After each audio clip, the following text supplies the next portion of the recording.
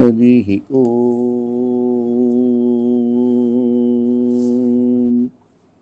శ్రీమతే రామానుజాయ నమః.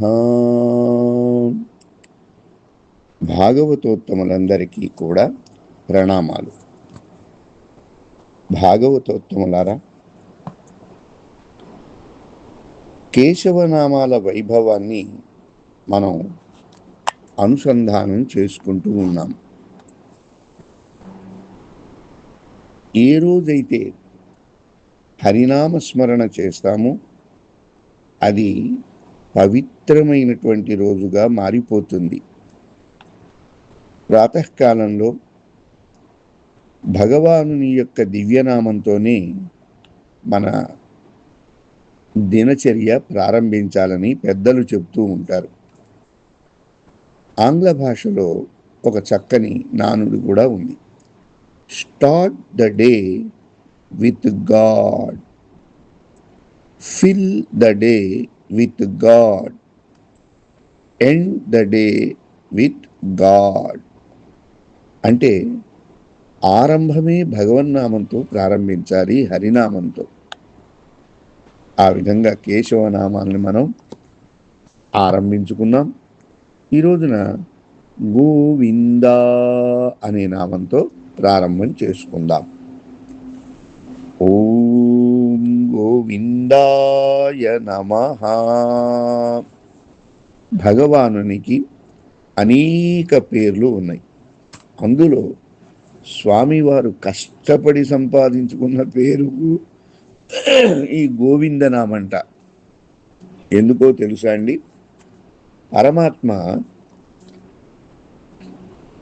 గోవింద అని పిలువబడుతున్నాడు. అంటే గావహ విందతి, పశువులను పొందుచున్నాడు అనే వ్యుత్పత్తి ఒకటి ఉంది. దాని ప్రకారంగా శ్రీమన్నారాయణుడు పరమపదంలో ఉండలేకుండా నేను జ్ఞానహీనమైనటువంటి పశువులందరి దగ్గరికి నేనే వెళ్ళి వాటితో ఆడి పాడి ఆనందం అనుభవించాలి అని అనుకున్నారట. అందువల్ల తానంతట తాను ఏమీ తెలివి లేనటువంటి అర్యాద పిల్లగడోమంటారు గోదాదేవి, ఏమీ తెలియలేనటువంటి ఆ కులంలోకి వచ్చి అవతరించి పశువుల వెంట తిరిగేటండి. ఇదేమిటి, పశువుల వెంట తిరగడం ఏమిటి అని అనిపిస్తుంది మనకు. అంతేకాదు, ఆ పశువులకు కానీ పశు కాపర్లకు కానీ ఏదైనా అనర్థం కల్పించాలని ఎంతటి వాడు ప్రయత్నించినా వారిని భంగపరచి వాటినికి ఆనందం చేకూర్చారట. కృష్ణావతారంలో జరిగింది అదే. ఒకానొక సమయంలో గోవర్ధనగిరి పూజ కృష్ణ పరమాత్మ చేయిస్తూ ఉంటే దేవేంద్రుడు అలిగాడు, రాళ్లవాన కురిపించాడు. ఇక తన దగ్గర ఉన్నటువంటి శక్తులన్నీ పూర్తయిపోయిన తర్వాత ఇంద్రుడికి గర్వభంగమైంది.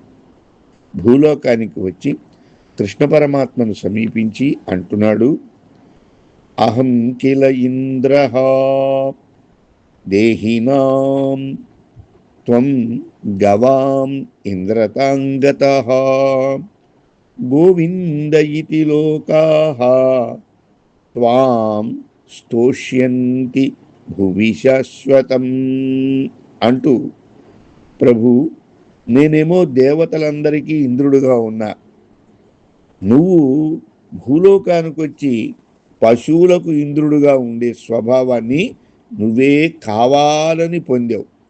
అందుచేత ఈ లోకంలో అందరూ కూడా నిన్ను గోవిందా గోవిందా అని శాశ్వతంగా స్తోత్రం చేస్తారు. ఇది ఒక పట్టాభిషేకం లాంటిది అంటూ స్వామివారికి గోవింద అనే పేరుని ప్రతిపాదించాట. ఎవరు? ఇంద్రుడు. ఈ వృత్తాంతం మనకి హరివంశంలోనూ కనబడుతుంది. అదేవిధంగా శ్రీమద్ భాగవతంలో కూడా తెలియజేశారు. భాగవతోత్తములారా, తనను తాను తక్కువగా చేసుకొని భూలోకానికి వచ్చి పశువులతో ఆడినటువంటి పరమాత్మ పిల్లన గ్రోవి ఊదితే పశువులన్నీ తన దగ్గరికి వచ్చేసేవిట. ఇట్ట సూనంగల్ అన్నారు.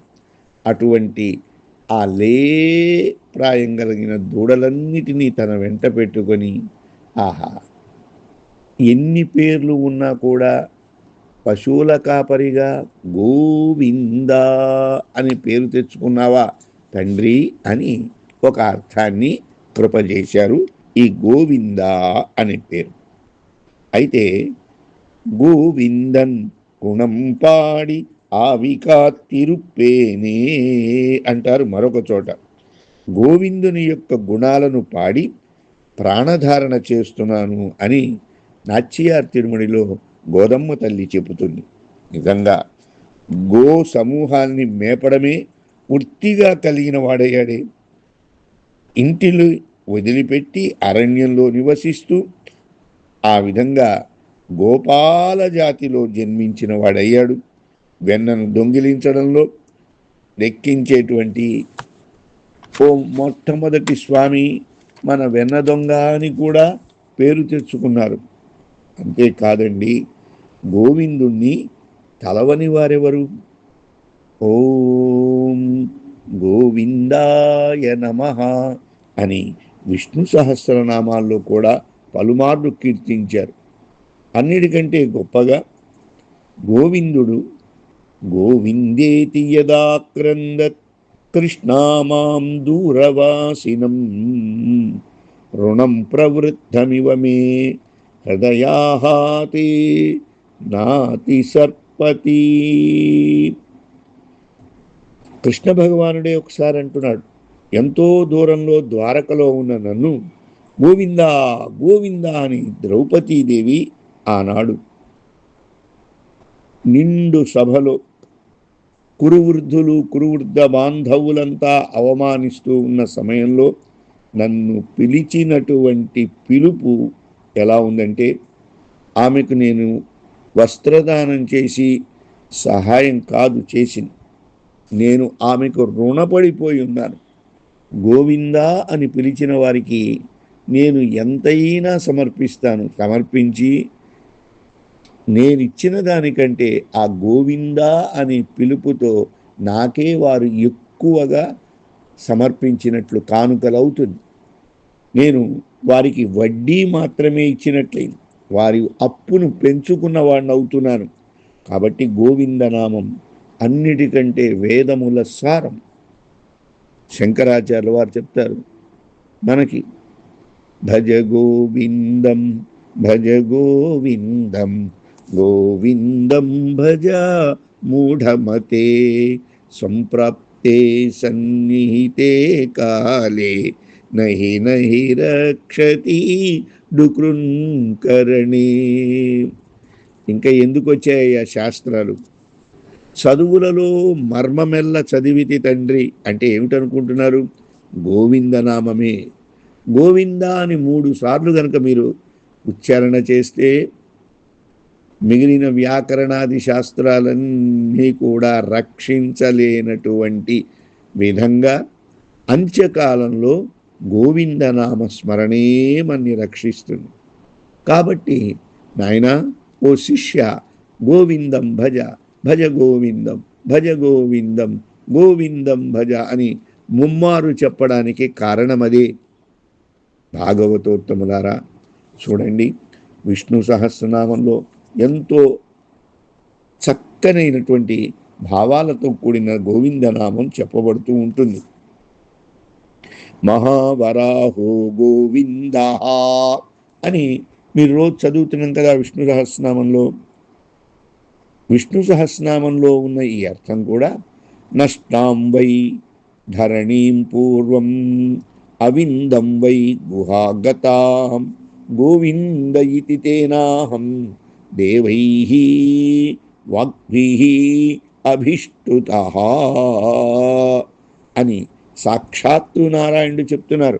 పాతాళంలో మరుగుపరచబడిన భూమిని పూర్వం ఒకానొక సమయంలో నేనే వెదికి తీసుకొని వచ్చా.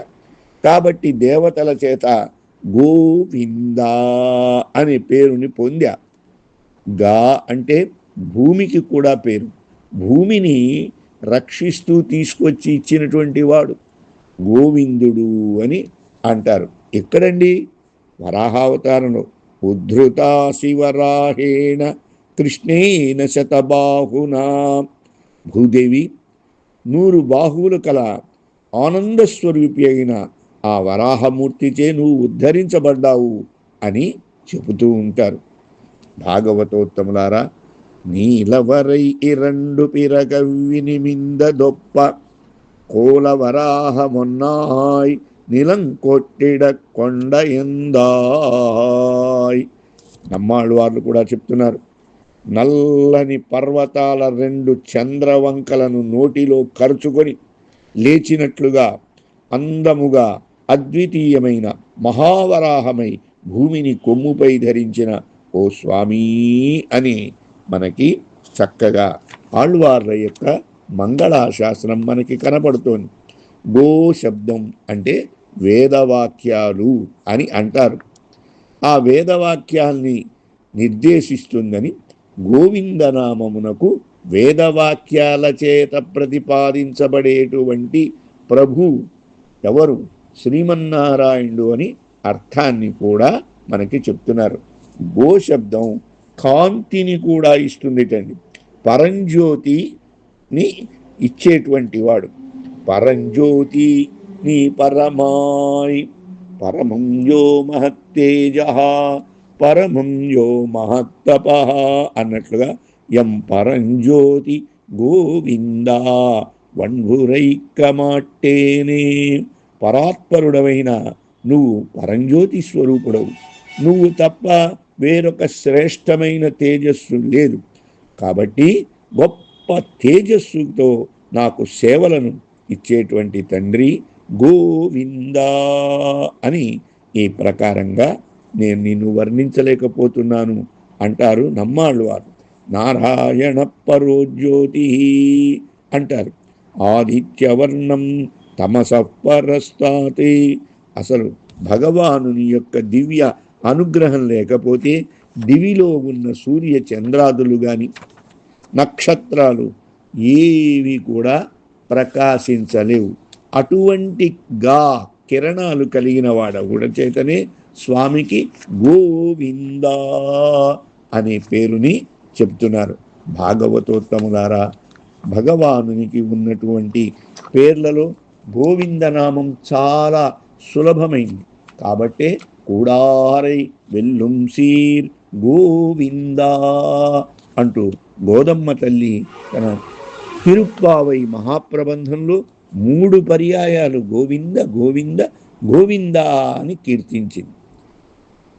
భాగవతోత్తములారా, అన్నమాచార్యుల వారి యొక్క సాహిత్యమంతా కూడా గోవిందనామ శబ్ద వైభవాన్ని భావములోన బాహ్యములోన గోవింద గోవింద గోవిందయని తలువవో మనసా అని చెప్పారు భాగవతోత్తములారా.